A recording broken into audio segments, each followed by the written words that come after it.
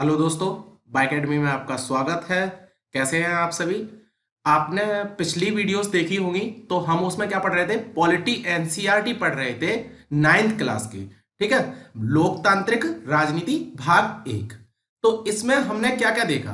Part one हम देख चुके थे जिसमें क्या था, लोकतंत्र क्या है, लोकतंत्र की परिभाषा देखी, लोकतंत्र की विशेषताएं देखी। अब हम अगले पार्ट पे आते हैं, लोकतंत्र क्यों। तो आज की वीडियो का लेक्चर लोकतंत्र क्यों होना चाहिए, लोकतंत्र की अच्छाइयां क्या है, लोकतंत्र की बुराइयां क्या है, इस पर बेस्ड होने वाला है। तो सबसे पहले हम पुराना रिवीजन कर लेते हैं कि लोकतंत्र की हमने चार विशेषताएं देखी। कौन कौन सी वो विशेषताएं थी? पहली विशेषता तो ये थी कि लोगों के द्वारा जो चुने हुए शासक हैं उसमें सर्वोच्च व्यक्ति जिसका शासन चल रहा है देश पे, वो जनता द्वारा चुना हुआ होना चाहिए। मतलब सर्वोच्च स्थान पर बैठे व्यक्ति का चुनाव भी लोगों के द्वारा ही होना चाहिए। जो प्रमुख फैसले लेने वाला व्यक्ति है उसका चुनाव लोग करेंगे। दूसरी विशेषता क्या थी? जब चुनाव हो तो चुनने की जो स्थिति है उसमें बदलाव होना चाहिए, जिसमें एक से अधिक विकल्प होने चाहिए। जैसा कि हमने चाइना में देखा और मैक्सिको में देखा, वहां क्या हो रहा था, एक ही पार्टी थी जिसे हमें वोट करना था। यही दिक्कत थी, जबकि हमारे पास एक से अधिक विकल्प होने चाहिए जिनमें से हम अच्छे या बुरे को चुन सकें। यह लोकतंत्र की दूसरी विशेषता है। तीसरी विशेषता की बात करें तो ये विकल्प और अवसर सभी लोगों को समान रूप से प्राप्त होने चाहिए। जो विकल्प हमने दिया, जैसे कोई व्यक्ति है वो चुनाव लड़ना चाहता है तो उसे भी समान अधिकार होना चाहिए। कोई भी व्यक्ति हो उसे समान अधिकार होना चाहिए कि मैं भी चुनाव में हिस्सा ले सकता हूं। इसी तरह से वोट देने वाले लोगों के ऊपर भी बात आती है कि अगर कोई व्यक्ति वोट डालने जाता है तो उस व्यक्ति के वोट का मूल्य एक ही होना चाहिए। हर व्यक्ति को समान मताधिकार और हर व्यक्ति के वोट का समान मूल्य होना चाहिए। यह लोकतंत्र की हमने तीसरी विशेषता देखी थी। अब चौथी विशेषता क्या थी? चौथी विशेषता में एक बाउंडेशन डाली गई थी। किन पर बाउंडेशन डाली गई थी? चुनाव से बनी सरकार पर। क्या बाउंडेशन थी? एक तरफ तो था हमारा संविधान, ठीक है, और दूसरी तरफ थे नागरिक अधिकार। तो इस दायरे के भीतर ही चुनी हुई सरकार काम कर सकती है। इस दायरे के बाहर सरकार काम नहीं कर सकती है। ना ही तो वो संविधान के खिलाफ जा सकती है और ना ही नागरिकों के अधिकारों के खिलाफ जा सकती है। तो ये चार विशेषताएं हमने देख ली थी। अब हम अगले टॉपिक पे आते हैं जिसका नाम है लोकतंत्र क्यों। तो लोकतंत्र क्यों होना चाहिए? आपने इतना डिस्कस देखा, लोकतंत्र की विशेषताएं देखी, जिससे आपको पता चल रहा होगा कि लोकतंत्र में कुछ तो अच्छाइयां हैं। लोकतंत्र की विशेषताएं हमने देख ली, तो क्यों होना चाहिए लोकतंत्र हमारे देश में। अब हम यहां पर केवल पॉजिटिव पॉइंट ही नहीं देखेंगे लोकतंत्र के, यहां पर कुछ नेगेटिव पॉइंट भी देखेंगे। क्या आपको नहीं लगता है कि जैसे लोकतांत्रिक शासन प्रणाली है, इसका हमारे देश पर क्या प्रभाव पड़ रहा है? हमारा देश क्या है? लोकतांत्रिक है। और कई अन्य देश ऐसे हैं जिन्हें जो ये चाहते हैं कि हमारे देश में भी लोकतंत्र हो, लोग कहें कि हमारी जो शासन व्यवस्था है वो लोकतांत्रिक है। ऐसा क्यों चाहते हैं लोग?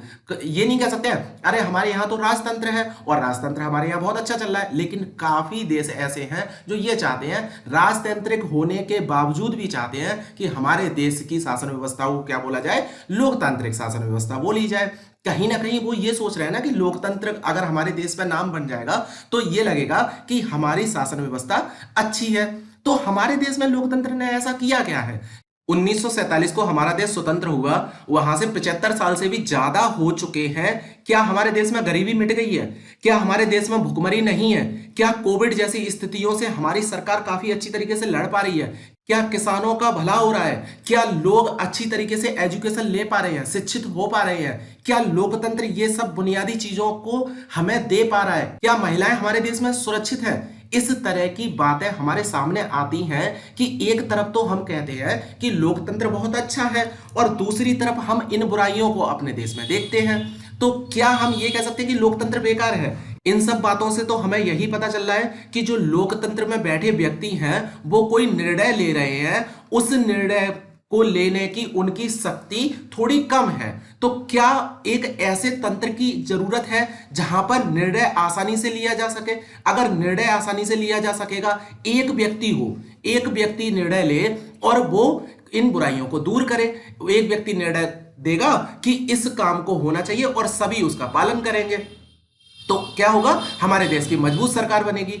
अब यहीं पे क्या हुआ कि उस व्यक्ति को किस तरह से हम देख सकते हैं? वो तो 5 साल बाद चुनाव होंगे और अगर कुछ व्यक्तियों को नहीं पसंद आया, जैसे 50% प्लस व्यक्तियों को वो नहीं पसंद आया, तो उसने क्या किया? दूसरे व्यक्ति को वोट किया, दूसरे व्यक्ति को वोट करके दूसरा व्यक्ति आ गया। अब दूसरा व्यक्ति नियम लेकर आ रहा है, तो क्या वो नियम बदलेंगे? नहीं, एक व्यक्ति से दूसरे व्यक्ति तक जाएंगे तो नियम बदल जाएंगे। इसके लिए हम क्या करें? तो हम ऐसा कर सकते हैं कि उसका टाइम पीरियड बढ़ा दें। मतलब एक व्यक्ति है, वो शासन कर रहा है और शासन करते हुए वो सभी निर्णय ले रहा है और उसे अपने कार्यकाल की वृद्धि करने का अधिकार है।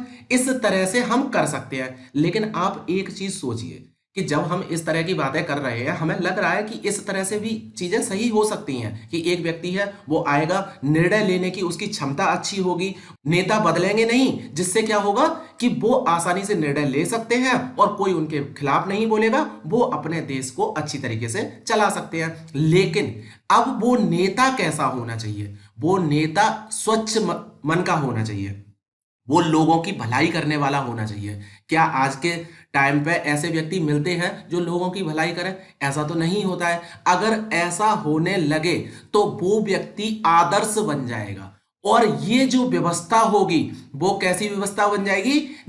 तानाशाह की व्यवस्था बन जाएगी। अब हमने क्या कहा था? आदर्श तानाशाह। ये क्या हो गया?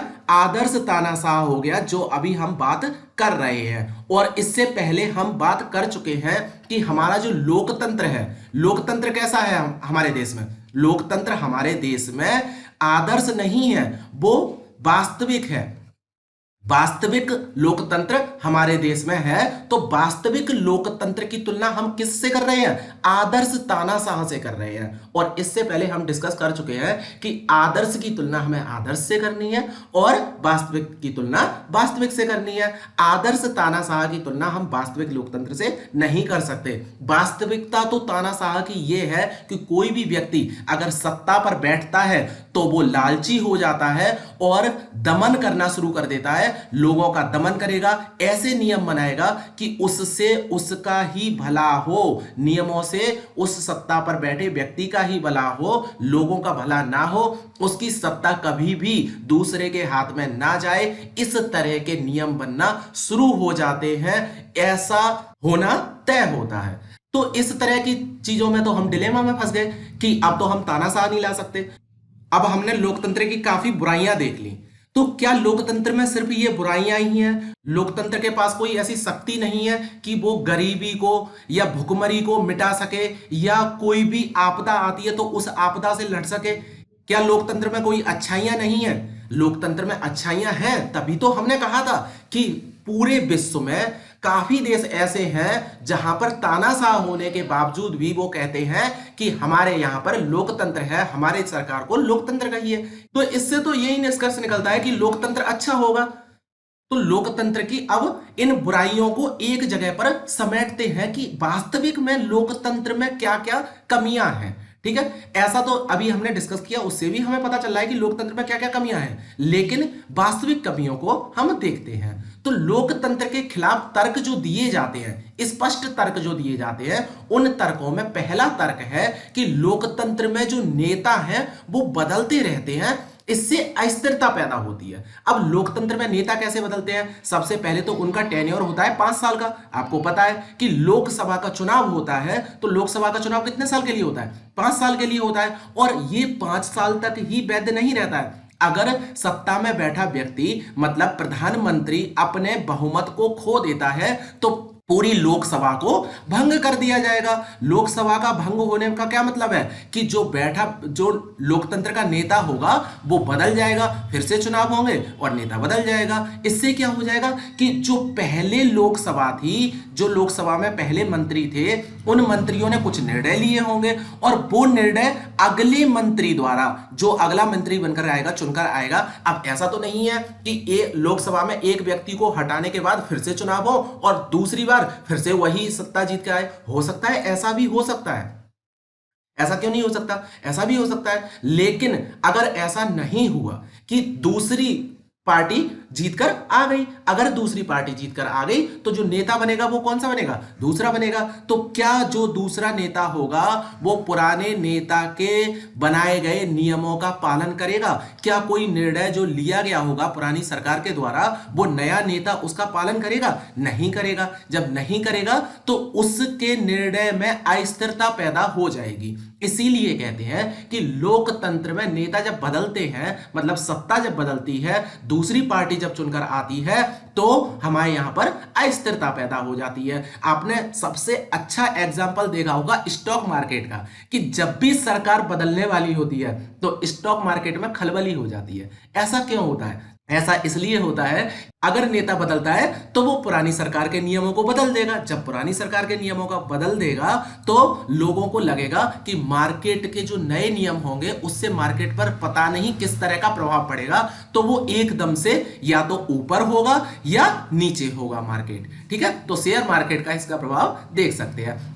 अब हम लोकतंत्र के खिलाफ तर्क अगला देखें तो उसमें क्या कहते हैं कि लोकतंत्र में राजनीतिक लड़ाई और सत्ता का खेल है। ठीक है, यहां नैतिकता की कोई जगह नहीं है। और ये तो हम अपनी संसद का, अगर जैसे आरएस टीवी अब तो हो गया है, लोकसभा टीवी अगर देख रहे होते हैं तो क्या होता है, कभी भी अपने संसद में कुर्सी उठा के मार रहे हैं, एक दूसरे को गाली गलौज तक हो रही है, अपशब्दों का यूज हो रहा है। तो ये क्या हो रहा है? क्या ये राजनीतिक लड़ाई अच्छी है? क्या लोग अच्छे विचार लेकर आ रहे हैं? नैतिकता है क्या ये नैतिकता नहीं है। ठीक है, राजनीतिक लड़ाई कैसे हो रही है? पक्ष जो होगा वो विपक्ष पर तंज कसेगा और जो विपक्ष होगा वो पक्ष पर तंज कसेगा। मतलब सत्ता में बैठे व्यक्ति पर विपक्ष क्या करता है?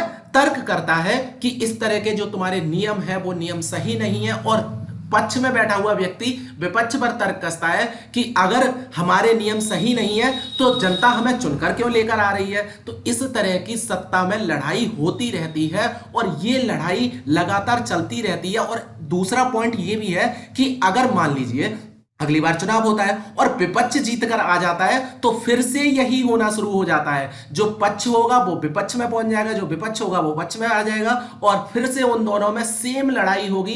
कोई भी इस तरह से निर्णय नहीं लेता है कि अब जो अगली पार्टी जीतकर आ रही है वो अच्छे निर्णय लेगी और उसके पक्ष में विपक्ष हो सकता है। उसका नाम ही है विपक्ष, कि हमेशा विपक्ष रहना है। अगर सत्ता में बैठा कोई व्यक्ति कोई बहुत अच्छा निर्णय लेकर आता है लेकिन फिर भी विपक्ष उसका विरोध करेगा ही करेगा, तो ये क्या है? ये सत्ता का खेल है। लोगों को बताया जाता है कि सत्ता में बैठा व्यक्ति अच्छे निर्णय नहीं ले पा रहा है, हमें वोट दो और हमारी सरकार बनाओ। तो ये लोकतंत्र के खिलाफ अगला पॉइंट था। अब हम अगले पॉइंट की बात करें तो यहां पर क्या होता है कि अब पक्ष और विपक्ष की बात तो हो गई, लेकिन सत्ता में बैठे व्यक्ति भी क्या अच्छा निर्णय ले पा रहे हैं? लोकतंत्र की व्यवस्था कैसी है? लोकतंत्र की व्यवस्था में एक व्यक्ति तो है नहीं है, बहुत सारे व्यक्ति होते हैं और वो क्या करते हैं? आपस में चर्चाएं करते हैं, बहस करेंगे। कोई भी निर्णय अगर उन्हें लेना है, उस निर्णय को लेने के लिए काफी टाइम लगाएंगे। सभी लोगों से कहा जाएगा कि देखिए ये करें। जैसे लोकसभा में कोई बिल पास हो गया, ठीक है, तो लोकसभा में बिल पास करने के लिए टाइम लगेगा, फिर वो बिल राज्यसभा में जाएगा, राज्यसभा में वो बिल पास होगा, फिर उसके बाद राष्ट्रपति के पास जाएगा, राष्ट्रपति उस पर साइन ना करें। एक बार तो राष्ट्रपति लौटा सकते हैं, जब हम राष्ट्रपति के बारे में पढ़ेंगे तब मैं ये बताऊंगा कि राष्ट्रपति भी, अगर कोई बिल राष्ट्रपति के पास पहुंचा तो राष्ट्रपति एक बार उस बिल को वापस कर सकते हैं। बिल जब वापस हो गया तो फिर से लोकसभा में आएगा और लोकसभा में बहस होने के बाद वो बिल पास होगा, फिर राज्यसभा में जाएगा, राज्यसभा में बहस होने के बाद बिल पास होगा, फिर वो राष्ट्रपति के पास जाएगा। अब राष्ट्रपति बाध्यकारी होंगे कि उस बिल पर उन्हें साइन करने पड़े। तो इस तरह से ये जो प्रक्रिया है ये काफी लंबी है। कुछ मुद्दे तो ऐसे हैं जो काफी टाइम से चले आ रहे हैं लेकिन वो बिल पास नहीं हो पा रहा है। तो यही कहा जाता है लोकतंत्र में कि लोकतंत्र की प्रक्रिया तो भैया बहुत ज्यादा टाइम टेकिंग है। इतना ज्यादा टाइम लगता है कि यहां पर चर्चाएं और बहसें ही चलती रहती हैं, यहां पर कोई भी निर्णय ले ही नहीं पाते हैं। अगर निर्णय आता है तो उस निर्णय को लेने में बहुत ज्यादा देरी हो जाती है। तो ये तो हो गया एक और तर्क। अब अगला तर्क और देखते हैं। इसमें क्या है, चुने हुए नेताओं को लोगों के हितों का पता ही नहीं होता है। ठीक है, इसके चलते वो क्या करेंगे, अब जैसे मानिए कोई भी एक नेता का एग्जांपल ले लीजिए, ऐसा नेता जिसे समाज के बारे में ज्यादा ज्ञान नहीं है, वो ज्यादा पढ़ा लिखा नहीं है। अब जो वहां पर लोग हैं वो कहते हैं कि सर हमको क्या चाहिए, हमको चाहिए शिक्षा। ठीक है, हमारी शिक्षा व्यवस्था खराब है और शिक्षा व्यवस्था खराब होने के चलते जो नए बच्चे आ रहे हैं वो अच्छी तरीके से शिक्षित नहीं हो पा रहे हैं और उन्हें क्या नहीं मिल पा रहा है, रोजगार नहीं मिल पा रहा है। अब इतनी बात तो कह दी लोगों ने नेता के पास, नेता से, लेकिन नेता इन बातों को समझ पाएगा क्या? अगर शिक्षा में कोई गड़बड़ी है, शिक्षा व्यवस्था में कोई गड़बड़ी है, तो वो नेता इतना पारंगत तो होना चाहिए कि उसे ये पता चले कि लोगों का हित क्या है। लोगों का हित शिक्षा पाना है या रोजगार पाना है, अच्छी सुविधाएं पाना है, बिजली पाना है या सड़क पाना है। लोगों को क्या चाहिए, लोगों को जो चाहिए वो अगर समझ पाए नेता तो अच्छा निर्णय ले लेगा। लेकिन अगर उसने ये कहा कि एक गांव में शिक्षा की कमी है, लेकिन शिक्षा की कमी होने का कारण कुछ भी हो सकता है। लोगों ने तो कहा कि हमारे यहां पर शिक्षित नहीं है जिस वजह से रोजगार नहीं मिल रहा है। तो यहां पर शिक्षित ना होने के कई कारण हो सकते हैं। यहां पर जो शिक्षक होंगे वो खराब हो सकते हैं, या फिर सड़क नहीं होगी जिसकी वजह से लोग जा ही नहीं पा रहे हैं स्कूल, स्कूल जा पा रहे हैं तो वहां पर बिजली ना हो। ऐसा भी हो सकता है कि वहां बिजली नहीं आती है, लोग वहां पढ़ ही नहीं पा रहे हैं, और पढ़ भी पा रहे हैं तो उसके साथ जो पढ़ाया जा रहा है वो ऐसा नहीं पढ़ाया जा रहा है कि उन्हें रोजगार दिला सके। तो इस तरह की कमियां हो सकती हैं। अब ये कमियों के बारे में अगर नेता को नहीं पता होगा, वो नेता वहां पे जाके विजिट ही नहीं करेगा, तो उसे तो क्या ही एक कमी दिखाई दे रही है कि लोग शिक्षित नहीं हो पा रहे हैं। क्या वो अच्छा निर्णय ले पाएगा? वो अच्छा निर्णय नहीं ले पाएगा। तो यही प्रॉब्लम आती है कि जो चुना हुआ नेता होता है उसके लोगों का हितों का पता ही नहीं होता है। अब अगले तर्क के बारे में बात करें तो यहां पर क्या है, लोकतंत्र की जो चुनावी लड़ाई है वो बहुत महत्वपूर्ण और खर्चीली है।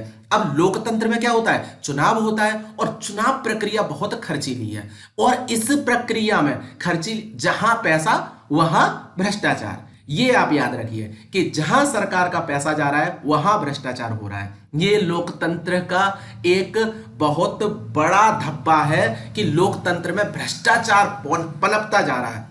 कई ऐसे लोग हैं जो काफी भ्रष्ट हैं, स्वार्थी हैं, क्रूर हैं। तो इस तरह के लोग लोकतंत्र में काफी ज्यादा मिलते हैं। लोकतंत्र में ऐसे क्यों मिलते हैं? क्योंकि सबको बोलने का अधिकार है ना, सबको काम करने का अधिकार है। कोई भी व्यक्ति जा रहा है तो स्वतंत्रताएं हैं उसके पास काफी। इस तरह की चीजें हमें देखने को मिलती हैं। कौन कौन सी? जैसे चुनावी लड़ाई हो रही है, वहां पर खर्चा हो रहा है। अब जैसे ही चुनाव होते हैं आपने देखा होगा 500 रुपए देके वोट खरीदे जा रहे हैं, और वोट खरीदने वाले लोग भी ये 500 रुपए लेते हैं और वोट खरीदते हैं। वो क्या कहते हैं? वो कहते हैं हम तो भैया बहुत गरीब हैं और हमें वो 500 रुपए की जरूरत है, इस वजह से हम तो लेंगे, सरकार तो हमारे लिए कुछ कर ही नहीं रही है। तो यहाँ 500 रुपए आए, यही बहुत है एक साल में कि हमें 500 रुपए ही फ्री में मिल रहे हैं, मजदूरी कर रहे हैं, वहां पर एक दिन में हम 100 से 200 रुपए कमा पा रहे हैं। तो क्या हम ये 500 रुपए ना लें? हम तो ये 500 रुपए लेंगे। और सरकार भी ये निर्णय नहीं ले पा रही है। लोकतंत्र कोई जादू की छड़ी नहीं है, मैंने बताया था कि गरीबी है, और ये गरीबी को इतनी आसानी से नहीं मिटाया जा सकता है, लोकतंत्र नहीं मिटा सकता है। ये हम लोकतंत्र के पक्ष में जब बात करेंगे तब बात करेंगे, ठीक है। तो यहां पर भ्रष्टाचार होता है कि वोट खरीदे जाते हैं, जो बूथ होते हैं उन बूथ को कैप्चर कर लिया जाता है, या फिर काफी ऐसे कार्य किए जाते हैं जिससे लोकतंत्र में अच्छे तरीके से चुनाव ना हो सके। चुनाव में कहीं ना कहीं गड़बड़ी देखने को मिलती है। तो ये भी लोकतंत्र पर एक तर्क कसा जाता है कि लोकतंत्र में जो चुनाव प्रक्रिया है वो सही तरीके से कार्य नहीं करती है। अगले पॉइंट पे जाएं तो पुरानी बात जब हमने देखी कि एक नेता को ही नहीं पता कि हमारे जो लोग हैं उन्हें क्या चाहिए, उसी तरीके से सामान्य लोगों को भी नहीं पता होता है कि उन्हें क्या चीज चाहिए, उनके लिए क्या अच्छा है क्या बुरा है। तो क्या वो फैसला कर सकते हैं? अगर उन्हें ये पता हो कि हमें शिक्षा के द्वारा ही हम क्या कर सकते हैं, अपनी गरीबी को मिटा सकते हैं, अगर उन्हें यही पता चल जाए तो क्या वो शिक्षा पर खर्च नहीं करेंगे? क्या वो अपने स्वास्थ्य पर खर्च नहीं करेंगे? लेकिन शिक्षा पर खर्च करने के लिए पैसा तो होना चाहिए, लेकिन पैसा तो है ही नहीं। तो इस तरह की चीजें लोगों के सामने भी आती हैं। अब मानिए कि यहां तो केवल शिक्षा की बात हो रही है, दूसरा अगर हम स्वास्थ्य की बात करें तो क्या स्वास्थ्य के बारे में लोगों को पता है? लोगों को इतना भी नहीं पता कि एक टैबलेट को बार बार नहीं खाना चाहिए, डॉक्टर की परमिशन के बिना नहीं खाना चाहिए, और वो वही खा लेते हैं। तो वो जब अपने स्वास्थ्य के बारे में अच्छे फैसले नहीं ले पा रहे हैं तो वो समाज के बारे में किस तरह से अच्छे फैसले ले सकते हैं, या फिर वो अपने देश के बारे में किस तरह से अच्छे फैसले ले सकते हैं? इसी वजह से कहा जाता है कि जो सामान्य लोग हैं वो चुनाव कर रहे हैं तो चुनाव करते टाइम भी वो अच्छे निर्णय नहीं लेंगे। वो एक भ्रष्ट नेता को भी चुन सकते हैं, वो अपनी जाति के नेता को चुन सकते हैं। वो ये नहीं देखेंगे कि जो नेता चुनाव में खड़ा हुआ है वो उनके लिए अच्छे काम करेगा या नहीं। उन्होंने देखा ये हमारी जाति का नेता है और इस नेता को हमें वोट देना चाहिए जो हमारे लिए काम करेगा, वो समाज के लिए अच्छा काम कर रहा है, इससे उन्हें फर्क नहीं पड़ता है। यही लोकतंत्र की बुराई है कि लोग हैं वो इतने पारंगत नहीं हैं कि वो ऐसे नेता का चुनाव कर सके जो नेता उनके लिए अच्छे कार्य करे। ठीक है, तो ये कुछ तर्क थे लोकतंत्र के खिलाफ। आप समझ पाए होंगे, एक एक करके मैंने डिस्कस किया कि लोकतंत्र के खिलाफ जो तर्क हैं और उनको ब्रीफ में बताया।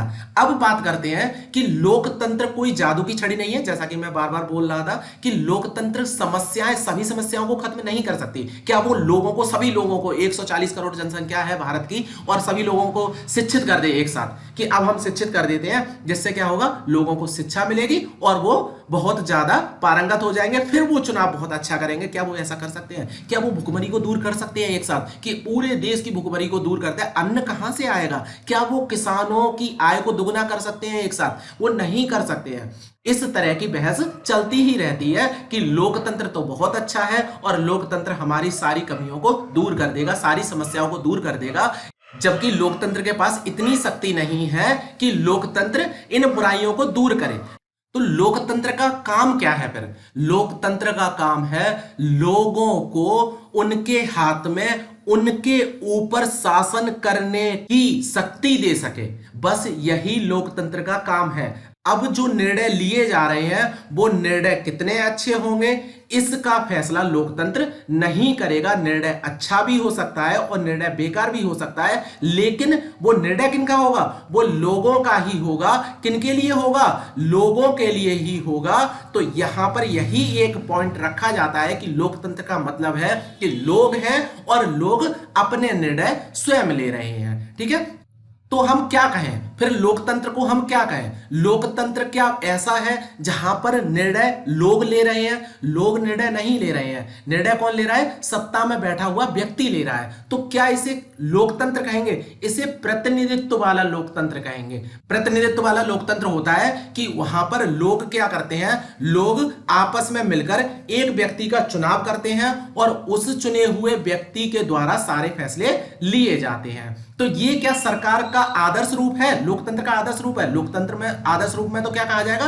कि ये सभी लोग मिलकर ही फैसला लें, जबकि वो कौन फैसला ले रहा है? वो प्रतिनिधि ले रहा है। तो यही लोकतंत्र के बारे में कहा जाता है कि ये आदर्श रूप नहीं है। लोकतंत्र के आदर्श रूप में तो लोग ही फैसले लेंगे। इसीलिए कहा जाता है कि लोकतंत्र को आगे बढ़ता रहना चाहिए और लोकतंत्र के द्वारा ही लोकतंत्र को और अच्छा बनाया जा सकता है। तो यहां तक लोकतंत्र के खिलाफ हमने तर्क देख लिए। अगली वीडियो में हम लोकतंत्र के पक्ष में तर्क देखेंगे, तब भी इस तरह की चर्चा करेंगे और बहुत डिटेल में हम समझेंगे।